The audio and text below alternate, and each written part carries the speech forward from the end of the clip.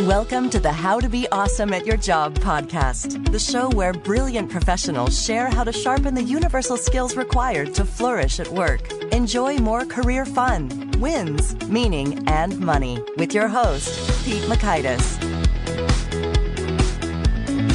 Hello, and thanks for joining us here for episode 468 with Bill Treasurer. I think you'll enjoy this chat because we are talking about how to boost your confidence and courage. You'll learn 1, the key first step to finding courage. 2, approaches for taking on more wise risks. And 3, how to fill up each of the 3 buckets of courage. So if you want to check out the show notes or the transcript or the links to items we've referenced, you can just tap in your podcast app player, expand where it says show notes or show description or episode notes or episode descriptions, and then click on over to the link to our show, which is pretty cool that way. Or you can visit awesomeatyourjob.com/F468. Well, here's Bill's story. In the past 2 decades, thousands of executives across the globe have attended Bill's keynotes and workshops. Benefiting from the concepts first introduced in Bill's best-selling books, participants come away with stronger leadership skills, improved team performance, and more career backbone. Bill's led workshops for NASA, Accenture, Lenovo, CNN, Hugo, SPANX, the Center for Disease Control and Prevention, which I've learned is headquartered in Atlanta from the Pandemic board game, which is a ton of fun. The U.S. Department of Veterans Affairs and the Pittsburgh Pirates. Bill's insights and courage and risk-taking have been featured in over 100 newspapers and magazines, including the Washington Post, New York Daily News, Chicago Tribune, Atlanta Journal, Constitution, Boston Herald, and more. Thanks to Bill for spending some time with us, and thanks to our sponsors. Check them out. One sponsor to check out is Harvard Business Review. This brilliant magazine, published at hbr.org, is the leading destination for smart management thinking. Fun fact, HBR has been mentioned in 108 episodes of the show. That's because HBR has great stuff that comes up often. They've got explainer videos, podcasts, real-world case studies, and much more. I think of HBR each night that I put on my special orange glasses. Their article, Will Blue Light Glasses Improve Your Sleep?, revealed that those who wore them reported better sleep and a 7% improvement in work performance as compared to those who wore the sham glasses. So I cite HBR anytime anyone tells me that I look silly wearing them. Now, much of HBR's content is available for free when you sign up at their site. Subscriptions that get you unlimited content cost $10 a month. If you visit hbr.org/subscriptions and enter the promo code AWESOME, you can save 10% off of that subscription. Again, to save 10% off of your HBR subscription, go to www.hbr.org/subscriptions and enter the promo code AWESOME. And big thanks to our sponsor, Acorns. Acorns makes it easy to start automatically saving and investing for your future. You don't need a lot of money or expertise to invest with Acorns. In fact, you can get started with just your spare change. Acorns recommends an expert-built portfolio that fits you and your money goals, then automatically invests your money for you. NerdWallet.com, whom I love on these sorts of matters, gives Acorns a whopping 4.7 stars and says, quote, if you want to make the most of your spare change, there's no better place to do that than Acorns. Head to acorns.com/awesome or download the Acorns app to start saving and investing for your future today. And we got a legal disclaimer here. It may not be representative of all clients. Tier 1 compensation provided. Compensation provides an incentive to positively promote Acorns. View important disclosures at acorns.com/awesome. Investing involves risk, including the loss of principal. Please consider your objectives, risk tolerance, and Acorns' fees before investing. Acorns Advisors LLC, Acorns, is an SEC-registered investment advisor. Brokerage services are provided to clients of Acorns by Acorns Securities LLC, member FINRA/SIPC. For more information, visit acorns.com. Bill, thanks so much for joining us here on the How to Be Awesome at Your Job podcast. Pete, I'm really delighted to be here, and I'm looking forward to our time together. Oh, me too. Me too. And I want to go back in time a little bit to hear the story of you were invited to join the Metropolitan Opera in New York when you were 11 for singing. That's impressive. What's the story here? I don't know that I've ever spoken to anybody else about this. I mean, my mom knows it, but when I was 11 years old, I had a buddy who was already in the chorus of the Metropolitan Opera, and he was a good singer. And he and I would sing like John Denver songs together and such. And he said, you know, you ought to come with me down to the Met because they're looking to put people in their chorus for a Russian play that was going to be on Broadway or at the Met. And so I was like, oh, all right, why not? So I took the train down and I did a test run with the person playing piano there with him and the other people in the chorus, and got word afterwards. They called and said that they wanted me to be in the chorus. And then it became a decision, like, do I want this as my track? Do I want to sort of pursue singing operatically? Or do I want to go outside and play baseball with my buddies and stickball and run around in the dirt like we had been doing up until that point? So I had a decision to make. And ultimately, I decided that, the showbiz life, at least the operatic showbiz life, probably isn't for me. So I declined the opportunity. Well, now imagine you must be pretty darn good at singing. I imagine they're pretty selective, even amongst 11-year-olds. I got some girlfriends in college. Do you also play the guitar? That's the key. No, it's interesting. I would sing when other people are playing guitar. But what's really truly is interesting is that, by the time I was 11 and a little bit later, I literally would sing John Denver songs with my buddies. And the most popular John Denver song that we would sing back then was the sing-along Country Roads, right? Mm-hmm. Take me home, country roads, to the place I belong, West Virginia.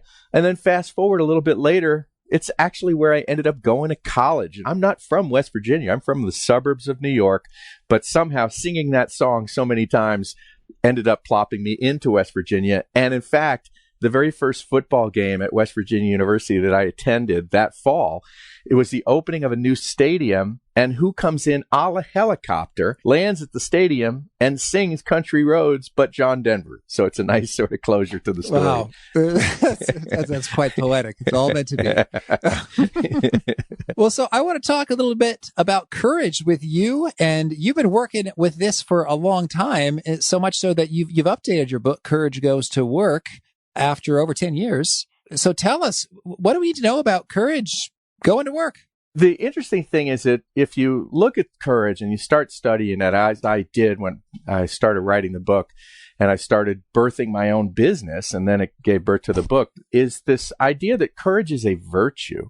And I'm not the first one to say that. In fact, if you rewind far enough, Aristotle called courage the first virtue because it makes all the other virtues possible. And throughout history, other great giants have talked about courage as being one of the premier, if not the premier, virtues. In fact, the Catholic Church calls it one of the 4 cardinal virtues. So outside of work, courage has always been a preeminent virtue. Mm-hmm. And my question became, why would it be any different in the workplace? Because a lot of workplaces are bastions of fear. That fear is the primary means of motivating people to get things done, sadly still, even in the 21st century. And so that becomes the ripe opportunity for the demonstration of courage. So my whole contemplation and the book, Courage Goes to Work, was how do we take courage and apply it in the workplace, not just outside as a virtue, but as the premier virtue of business and leadership. So if you think about it, Pete, to be a great business developer or salesperson means to knock on hundreds of doors in the face of rejection over and over again. That takes courage. To be an innovator means to draw outside of the lines, experiment, make some mistakes, forward falling. To be an innovator, the greatest innovations almost always start out as blasphemy to what was before. So to be an innovator takes courage. And then finally, to be a leader means to render bold decisions that some people are going to disagree with, and you've got to withstand the turbulence of that disagreement. Leadership takes courage. So courage is essential to so many of the operating systems that make organizational life work. Yes, certainly. So it's critical. And then tell us, why is it often missing? I think that for many of the reasons it's missing outside in the world. And so much of it has to do with fear. And what do we do when we face or fail to face, more accurately, fearful situations? What's interesting in the things that I've learned and researched about courage is that courage isn't the absence of fear. In fact, John McCain wrote a book called Why Courage Matters. It became an international bestseller. And in the book, he says that courage isn't the absence of fear. It's acting despite the fact you're afraid.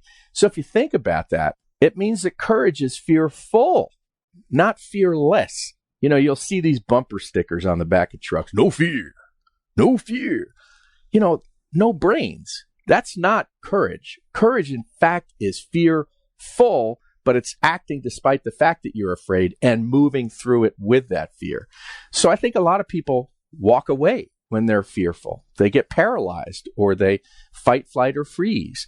But what what my work is suggesting, and a few others, like John McCain, is that if you work through your fear, that's the discovery of courage. In fact, you can't be courageous unless the presence of fear is there. But the trick is to not run away from it. It's learn how to contend with it. Well, and so what are your top tips for learning how to contend with it? Well, the first thing is know what you want.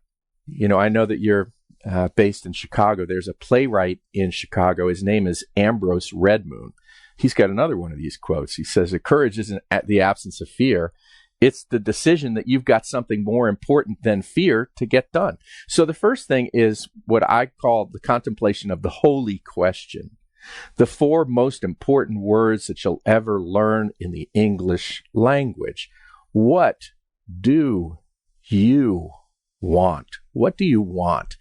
If you can answer that with precision, and it may start with first identifying what you don't want, but figuring out the condition that you want that you don't yet have. In other words, identify a worthwhile goal. Then that sublimates fear when the goal becomes more important. And so the first thing you got to do is decide, what is that thing that is so important that I don't yet have, that courage will become the activation that will sort of help me take the steps forward to get that condition that I don't have. So it's critically important that you have a goal that is really compelling, that motivates you to move forward, and courage becomes the activation that sort of helps you close the gap between where you are today and that important goal that you want to get to. So the first thing to do to activate your own courage is have a worthwhile goal to put your mojo, your courage mojo, to work with. Okay, sure. So once you got a worthwhile goal, what's next? Well, the other thing is it helps to understand what I call the theory of least regrets. The theory of least regrets. Understand that any risk, any big move that you're considering comes with 2 risks. There's the risk of action, but then there's also the risk of inaction. And sometimes the risk of inaction is more dangerous, but it happens over a lengthy period of time, so it's harder to recognize. So one key question to ask yourself is, what will I regret the least? Taking this risk, doing this courageous thing, and maybe wiping out, or not taking this risk and never knowing if I could have been successful had I done it. A lot of bar stools are warmed by the seat of a person right now, everywhere in the country, who's staring at the TV screen and yelling at the bartender, talking about how they could have been a contender, but they didn't. They didn't contend. So the idea is that, the risks we regret the most are very often the ones that we didn't take. So as you're getting ready for a risk, to contemplate, what is the thing that I will regret the least? Maybe wiping out and trying it, or not wiping out, but not trying it and never knowing if I could have been successful. Okay, understood. So we got the theory of least regret. And what next? Sometimes it's good to objectify the subjective experience of a risk. So a lot of times, we'll do this naturally. We'll do the pro and con list, and we'll, hey, here's the credit column. I might get this if I do this thing. And here's the debit column. And whichever one has the most on it, we sort of go with. But a better way to do it is what I call the worst case grid. And you simply draw an x-axis and a y-axis and a scale ranging from 1 to 10 on both axi. And then say, if this big move, this giant leap that I'm considering doesn't work out, what is the degree of badness? On a scale of 1 to 10, how bad is bad? So, for example, I decided at one point to leave Accenture. Accenture is a great company. I had a 6-figure job. I was well networked. If I had stayed there long enough, I would have moved into a senior executive, at the time, partner role. There was something unsatisfying about the experience of staying there. So I decided to leave and start my own business, Giant Leap Consulting. The degree of badness, had it not worked out, for me, it's not going to be death, right? For most people, whatever the big bad move, the big scary thing that you're considering doing that's requiring courage, generally is not going to be death. And death would be a 10. Right. And I guess I'm thinking my scale is bigger. I'm just thinking like the annihilation of humanity, because it's just your death. It's just one life. I mean, if you're working in a field like military, law enforcement, even food service or transportation, you can kill hundreds or thousands with your poor decisions. I suppose, right? I mean, if your big risk is that, you're going to put a new drug on the market that hasn't been well tested, I think that could be the case. Actually, it's my understanding, this may be mythology, but it's my understanding that Jonas Salk, who gave us the polio vaccine, that he first injected it to himself and to his own children, right? Now, so had that not worked out, people wouldn't call him the hero that he ultimately became for helping eradicate polio largely. So the degree of badness, in my case, had I left Accenture and had it not worked out, and my wipeout would have been, I would have had to have lived with my in-laws. Right. So my wife and I wouldn't be at a soup kitchen, but if my business hadn't worked out for a little period of time, we would have had to go and live with my in-laws. And that's not a 10, right? Like that's probably a 7. So as you consider the big, bold move that you're thinking about, first of all, identify what is the degree of badness. In my case, it was a 7, having to potentially live at my in-laws' house. But then you also have to factor in the probability. But what this does is, so I looked at it and said, okay, had I left Accenture and my business didn't work out, the truth is I had worked with other entrepreneurs. I had taken night classes at Emory University. I already had a graduate degree. I had been in the workforce for over 10 years. All of those things lowered my metaphorical high dive. So I was able to look at it and say, the probability is probably a 2 or 3. So then you just times your, degree of badness, in this case 7, times the probability and grab 3, and then you come up with a numeric value. For me, if it's going to be below 50, as a numeric, as a number, I'm probably going to do the thing. If it's above 50, I'm going to be at least more hesitant and more calculated, but I may not even do whatever the thing is. But the cool thing about the worst case grid is it gives people an actual way of rationalizing and objectifying a subjective experience of taking a risk. Certainly. And I suppose, is there a corresponding sort of positive outcome that you're balancing that against? Thank you for saying that. So oftentimes in my workshops, my courageous leadership workshops, I'll have participants think about what is the next courageous move that they might be wanting to take. A good way to think of that is to ask yourself, where am I playing it too safe in my career? And that starts to point in the direction of their next courageous move. And then after they do that, I'll have them work through the worst case grid. Most people like it because it's a way to be very thoughtful and objective about it. But then I'll make sure that they close it by doing the other. Let's flip it upside down and say, hey, what if this actually works out? What if I start my own business and I get to work with really cool clients and talk to really cool podcasters like Pete and get to write books and such? That would be ideal. That's what's the best case. And that becomes on a scale of 1 to 10. A 10 is sort of the life of my own design. What's the probability? Same thing. I've got to put it through a probability factor and say, how much do I believe in myself? So it's worthwhile to do it as a positive instead of the worst case grid, a best case grid. Okay. Well, thank you. So I want to hear about a term you use, comfortable. What does that mean and how should we think about it? So I talk about it in the book that I think that sometimes we get into a low-level condition of dissatisfaction, a sort of a low-level dissatisfaction. And over time, we become tolerant of it. And frankly, I think that many people get a low-level toleration of living in a constant state of fear. And we become used to it. And we become a bit numb to it. We become comfortable with our fear, what I call comfortable. And when you're a leader of people who have sort of grown apathetic and are no longer challenging themselves and no longer willing to experience discomfort, then stagnation happens and individual and organizational growth is thwarted. So this idea that one of the enemies of management, in my opinion, is being comfortable and having a number of employees around you who may have grown comfortable being in a low-level fear situation. Okay. And so if you find yourself in such a spot, how do you shake it up? Well, I think that leaders can do a couple of things to sort of shape it up. The first thing is they've got to jump first. They've got to be role models of courageous behavior themselves. They've got to show their workforce that they can be the first one up and off whatever high dive platform they're asking other people to jump off of. So be a role model and ask yourself as a leader, when's the last time you had sweaty palms and did something that was exciting and scaring at the same time? the second thing is that you've got to create safety as a leader, create safety. Physical safety, of course, right? We all want to work in a work environment where we don't think that our lives are going to be threatened. But we also, as leaders, have to create psychological safety where people feel that they can voice their true opinions about things without you chopping their head off.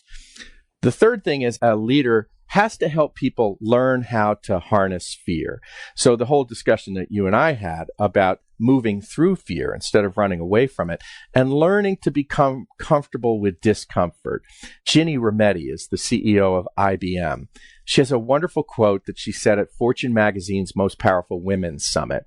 She said, "Comfort and growth don't coexist." Comfort and growth don't coexist. So you as a leader have to ensure that people recognize that, look, discomfort's part of it.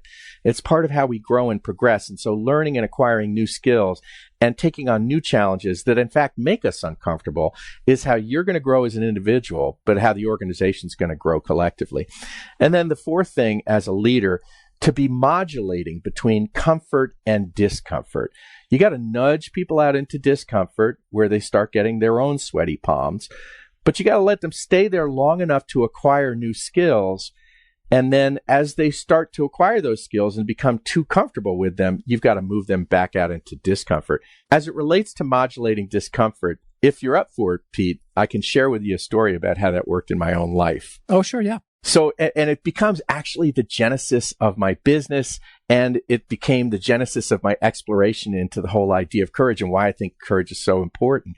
But if you rewind far enough back in my own career, before all of it, like I was not a great athlete growing up. I wasn't a great runner. I'm not very tall. I'm 5'7.5", not built for football, but I found springboard diving.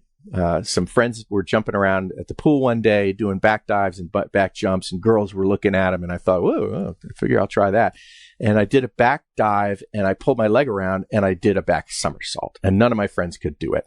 So I got good on the low board as a 1-meter springboard diver. Fast forward, colleges started to dangle scholarships in front of me. I grew up in Westchester, New York, and I won the Westchester County Diving Championships 3 times. So colleges took an interest in me. But all those college coaches would say, "Bill, you're a great low board diver. We're very interested in you. We do have some scholarship money, but tell us about your high board list of dives." I never bothered to learn a high board list of dives because I was and am petrified of heights. So I had a coach who said, "Look, do you want to try to get a scholarship?" I'm well, yeah, sure. So he would take me down to Iona College in New Rochelle, New York, where I have been there. Have you been there? Have It's you? Lovely. The Gales. Yeah. Go Gales.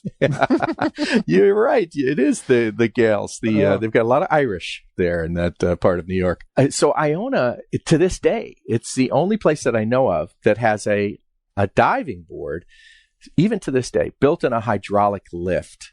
Huh. So he could take the diving board and move it from 1 meter to 1.5 meter.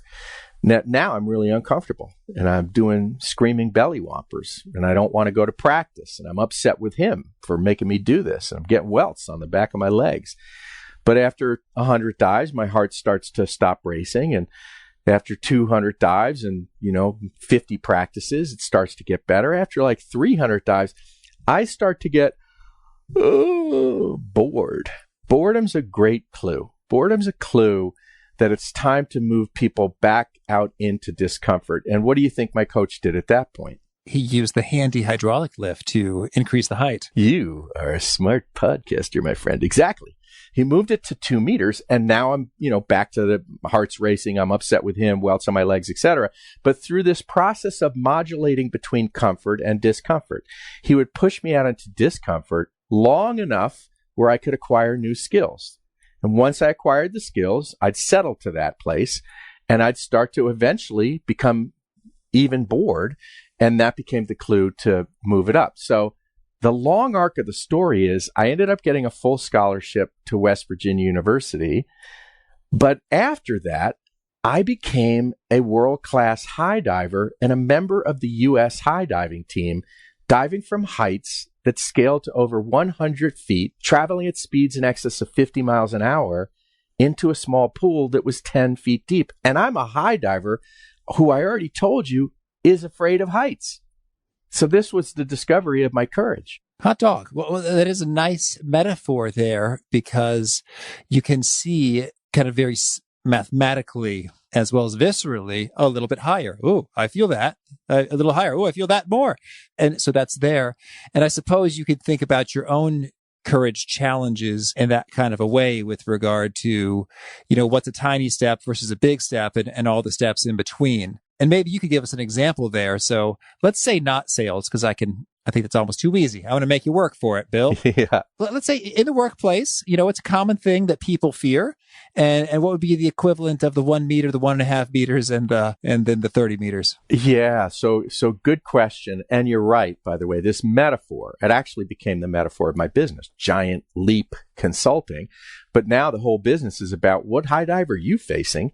And how can we help you take whatever personal or professional high dive will move you forward? And so an example that I can think of is I did a 360-degree feedback with a group of leaders that I was working for. It was a cohort of about 25 people. And one of these leaders got some terribly harsh feedback, that he was a hothead, that he was ill-tempered, that he was dictatorial, like really scathing stuff. And it slapped him upside the head, as a 360-degree feedback will sometimes do with some people. And some people reject the feedback. They're like, well, this is a bad time, or you don't understand, I inherited the worst team, and come up with excuses. But this leader really took it to heart. There's an old saying that Gandhi said. He said, the truth only hurts if it should. And it did hurt him. And it became, what are we going to do? You just got all of this feedback about your leadership. You want to be a better leader. The company is investing in you, putting you in this leadership program. You're managing huge consequential projects, some of the $50 to $100 million worth of project revenue that you're managing. What are you going to do? And so we decided with his boss that this person would get sort of extra attention. And we did a lot of one-on-one coaching together. And what it came down to was, he was so fixated on production that he wasn't making one-on-one time with his own direct reports, not about giving them direction for their jobs, but he wasn't making any relationship building time at all. He was a typical, and I don't mean to be stereotypical, but he was sort of engineering minded. It was all about production. It was all about the work schedule. It was all about the work breakdown structure. It was all about the P&L. And it had very little to do with the building strong relationships and interpersonal chemistry of his team so that he would have some goodwill and loyalty around him. He didn't. He had people who wanted to go work for other people. So he had to sort of take emotional risks of being willing to focus on his own people and treating them in a more respectful and humane way, and worry less about production and worry more about investing in an emotional relationship. I know that sounds squishy, but here's how I know that it worked. Is about 5 years later, I was leading a similar leadership program, in fact, the very same leadership program, but it was a different cohort going through it. And 3 of those people out of the 25 were people who reported to him now. And to a person, they were telling me what a great leader he was, what a great mentor, how much he developed them, how much he was so interested in his fair treatment of them. It was like an entirely different person.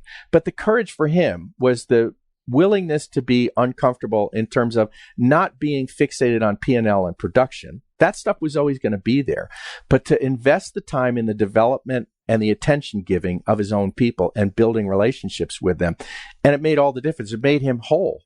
It made him sort of more emotionally attuned and aware. And the fear there could show up in terms of, oh my gosh, if I spend this time talking about this mushy relationship stuff, like we're not spending time making it happen, churn out production. So it's kind of scary. Or, boy, I don't know what's going to happen. Are they going to cry if I really start listening to what's going on in their lives? And I don't know what to do with that.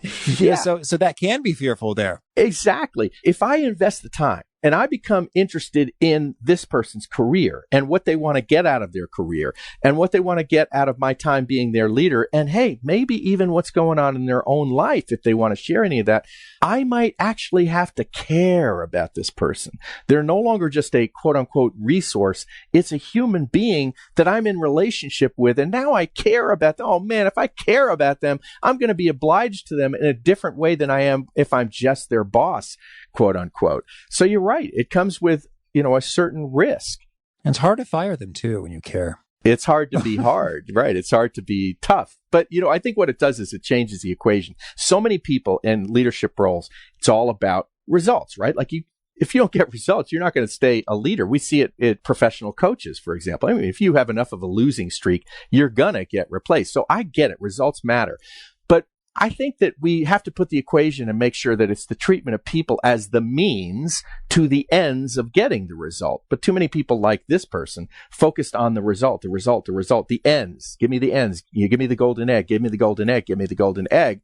And cutting open the goose to get the golden egg instead of the treatment of people, which is the means to getting the better production. Right. And when you treat them, you want to be clear that it's not, they don't feel like, they are a means to the end alone. Right. And that's sort of like what they are to you.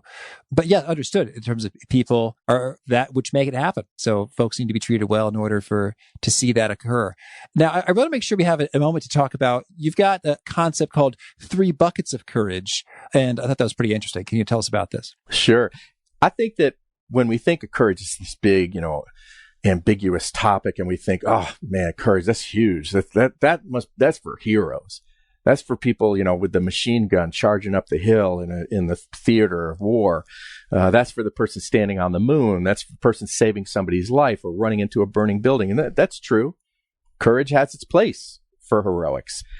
But I believe that there's a more tempered, everyday experience of courage that's accessible to all of us, and it helps to break down the idea of courage so that it's not so ambiguous. And I break it down into 3 different behavioral buckets that I call the 3 buckets of courage. The first bucket of courage is the courage to try something you've not done before. It's the courage of first attempts. It's the courage of action. It's the courage of initiative to cross this threshold and do this thing that other people may be doing, but for you, it's the first time. And because it's the first time, there's a degree of unknown across the threshold. So I call this try courage. You can think of the first time you drove a car, for example, when other people are on the road driving a car, but for you, it was a petrifying experience. Or the first time you moved into management and you now had direct reports reporting to you, and it's a foreign experience to you. You can draw from the experiences of others, but for you, it's the first time. That's different than the second bucket of courage. The second bucket of courage is the courage of vulnerability, emotional exposure, the courage of relationships, and I call this trust courage. It's the courage to entrust others and assume some degree of risk that they may betray you. Because when you entrust somebody, there's always a chance that they could betray you, and then your judgment gets questioned. So, for example, in the workplace, delegating a consequential, meaningful, substantial task to somebody without pulling it back from them and without hovering over them like a helicopter parent, but building up their skills and entrusting them so that they can be self-sufficient and self-reliant to do this task. There's always a chance that they mess up and it becomes a reflection on your judgment. But this is the courage it takes to build relationships. And I find that the higher you go up in the organization, the less often you see the trust courage, because I think that we become jaded over time because of betrayal. The third bucket of courage is the one that we often think of when we talk about courage in the workplace. We think of the person with the shaky voice, standing up to authority, or giving the direct message when it's really hard for them to do so. We call this the courage of the truth teller, and the bucket as the third bucket of courage is tell courage. It's the voice of assertiveness and truth telling. We want people, and we want leaders especially, to be honest. But as you know, Pete, we do a lot of socially appropriate lying. When your spouse says, "Do I look fat in this dress?" Honesty, we say we want it, but it's kind of hard to give. somebody raises their hand at the town hall meeting, are there going to be more layoffs? And we're told we're not allowed to say. Honesty is a hard thing. So it takes courage to be the honest truth teller, knowing that the risk you assume is if you tell the truth, you might be excluded from the group and no longer belong. So each one of these buckets, try, trust, and tell, has some risk attached to it, which is why it involves courage. Now, I like that because they really are a different phenomena in terms of you may well find that you are, ready to try anything, but you really are slow to trust, or you've got the audacity to sort of tell people what you think, no problem. But, you're worried about kind of doing something totally different outside of your world. So I think that's a really handy way to think about it in terms of what they share is this notion of courage and breaking out of the comfort to do something, but also have their own sort of, nuances or flavors. So tell me, do you have any pro tips in terms of each of these three? Like if you want to be more courageous in each of the three buckets, what should you do? Yeah, it's a good question. And you're very perceptive. You're right that each one of these, you can see the distinction between them, but you also see the reinforcement. And you're also right that we tend to be stronger in one of those buckets than the others. And that's great. That's the area where you could give people mentorship, for example. But if your bucket is low in any of those areas, you're likely to give people advice that comes from fear because your own bucket isn't full in that particular area. And each one has strengths and weaknesses. So in terms of advice, I would always, whatever advice that I would give people would be to start small, right? Like no high diver goes up and does a 100-foot jump one time without doing 1,000 jumps from 1 foot. So I call these lead ups. So start small. So for example, if you wanted to demonstrate try courage, a small way to do that. So doing something that breaks routine, breaks habit, a willingness to go to a different restaurant at lunch. Don't go to the same haunt that you go to all the time. Take a different route to work. Break up your routines in small ways, and it will give yourself mental permission to do so in larger, more substantial ways. Trust, when it comes to trust courage, one thing you can do is sort of fill in the blank to this question. I will trust you when, ... When is it? What is the criteria with which you give a person trust? Some people are like, I'll trust you right off the bat. I always presume trust, and then if you screw up, then I will have a harder time trusting you. Other people are like, I will trust you after you prove to me you can be trusted. And they're prove it people who need evidence. But at least be conscious to know what is the criteria with which you will give people trust or withhold trust, because it allows you to understand, is your standard too high? And would you maybe need to lower that standard so that you can build relationships quicker with people? And then for tell courage, to have the courage of voice or assertiveness, one thing I often suggest for people in lower level positions who are struggling with a boss who might be dominant is to go to your boss, or maybe even during your annual review, and say, boss, I just need to know, do you need me to sort of agree with everything that you say?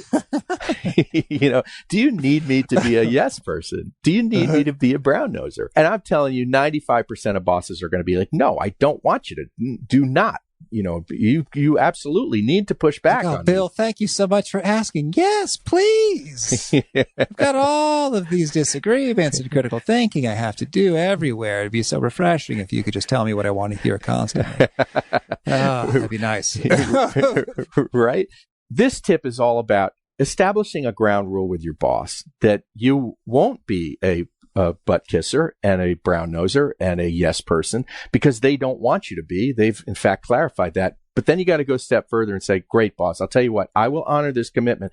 Can you do me a favor? Give me some coaching right now.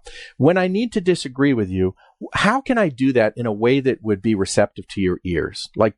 And then that person will give them advice. So, don't do it when I'm getting ready to walk into the board meeting. Don't do it when you see 50 items in my inbox. And they'll give you some coaching so that when you fast forward 6 months from now and you actually have to disagree with your boss, you can say, hey, boss, remember when we agreed during my performance review that you didn't want me to be a yes person, and you gave me some coaching on how to give you feedback that you might need to hear. I got some things to say to you right now that will honor the commitment that we made to each other. So it's basically setting a ground rule where you've got permission to tell the truth to your boss.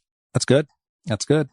Well, tell me, Bill, any key things you want to make sure to mention before we shift gears and hear about some of your favorite things? I think, for the listener, there are a couple of good old-timey questions to ask yourself. When's the last time you did something for the first time? It's a good question. And it'll allow you to think, hey, am I extending myself enough? The other one, of course, is where am I playing it too safe? So sometimes it's like the thought experiments. There's a few key questions like that can help your listeners orient themselves to, are they extending themselves enough? Okay. Well, now, could you share with us a favorite quote, something you find inspiring? Well, I do like that quote from Gandhi, right? That the truth only hurts if it should. I like that because it keeps me accountable to giving harder messages that I might need to deliver to my clients and or to myself, right? Like sometimes somebody will give me feedback and my instant response is wanting to defend myself or to find something wrong with that person who gave me that feedback. But if I just sort of sit with that quote from Gandhi, that hurt. Why did that hurt? And I start to think about, what is the truth of what they said and why does it hurt me? So I like that quote. That's a good quote for me. And how about a favorite book? I'll tell you, one of my favorite books of all time. So I do a lot of leadership development, designing, developing, and delivering comprehensive leadership programs. Some of them are 2 years long, these leadership programs. And I think that a lot of people in the practice of leadership development deify leadership too much. They put it on a pedestal. And I think it's really important that practitioners of leadership development also be heads up about the dangers of leadership put in the wrong hands. And one of my favorite books on this is by Stanley Milgram, who did the famous Milgram studies, the shock studies. I'm sure you're familiar with them. Mm-hmm. And he wrote a book called Obedience to Authority.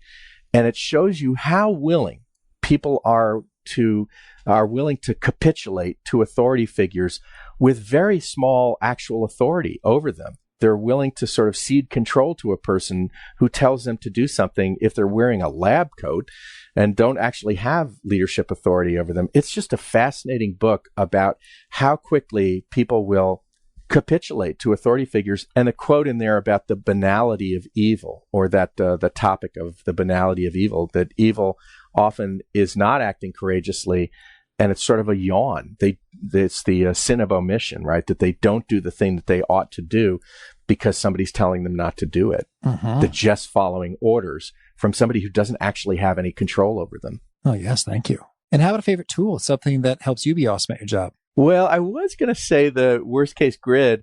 I also like the 5 Ps, and the 5 Ps allow you to contemplate, shouldn't I take this risk? And again, it rather than a pro and con list, it looks at 5 different things. The first is passion. Am I passionate about this? Does it give me energy to think about this? Does it give me positive energy to think about this big, bold move that I'm contemplating, this courageous action? So passion is the first P. The second P is purpose. If I take this risk, is it going to move me forward? That a big, bold move shouldn't be about compensation. What will this risk get me? It should be about destination. Where will this risk carry me or take me? And then the third P is principles. If by doing this thing, am I embodying or upholding some principles or virtues that I hold dear and say that I'm all about? If I take this risk, is it in fact a demonstration of this principle put to action? The fourth P is prerogative. Am I going to take this because other people are telling me to? Because my dad was a dentist and he wants me to become a dentist? Or am I going to take this risk because I've thought about it and it moves my life forward? It's an exercise of my own free will, this decision, shouldn't I get off this platform? And then the fifth P is profit. Do I stand to get something? If I do this thing, what is the potential reward for my life that could be redeeming somehow? If I put something through the 5 Ps, passion, purpose, principles, prerogative, and profit, I'm in a much higher probability of having a successful outcome to this courage action than if I don't, or that if I only put it through a pro and con list. And notice, by the way, Pete, that I put profit last. If you put that first, it skews your thinking on everything, and you make the risk all about what can I gain, and you start chasing this shiny object. And is there a particular nugget you share that really seems to connect and resonate with your audiences and readers? I guess one nugget is It's a quick story from a person that I've gotten to work with on 4 occasions. She actually wrote the foreword to the original version of Courage Goes to Work, and her name is Sarah Blakely, the founder of SPANX. And Sarah tells the story of when she was a little kid, her dad used to sit down at the dinner table with her and her brother.